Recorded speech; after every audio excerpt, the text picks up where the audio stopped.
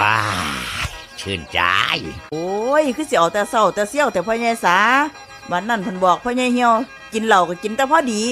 กินหลายมันเสียสุขภาพเว้าคือเนาะเอาคอยก็กินแต่พอดีได้ล่ะบ่ได้กินหลายจักเทื่อ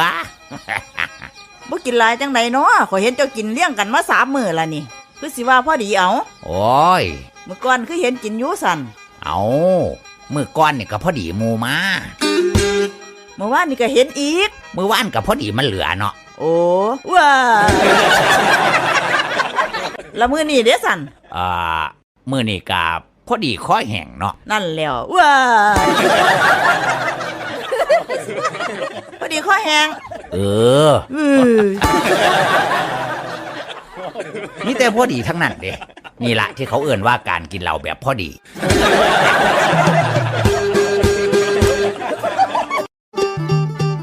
พ่อใหญ่แสงพ่อใหญ่แสงห่วยสร้างอีหยังคือสร้างโพดสร้างเหลือแต่เฮือนซ่านนั่นไปเบิ่งเจ้าอยู่นี่ก็จะเป็นมีความสุขหลายเนาะพ่อใหญ่แสงเนาะลูกเต้าก็ใหญ่เบิดล่ะอันใดก็บ่ได้ยากเด้ยายคองเขาของอยู่เฮือนน่ะก็มีแต่ลูกล่ะเขาซื้อมาไว้ให้พอเจ้าอยากได้หยังเจ้าอยากกินหยังเขาซื้อมาไว้ให้เมิดล่ะเขาส่งมาให้เมิดแต่ว่าเก็บเงินปลายทางดีเนาะลูกเจ้า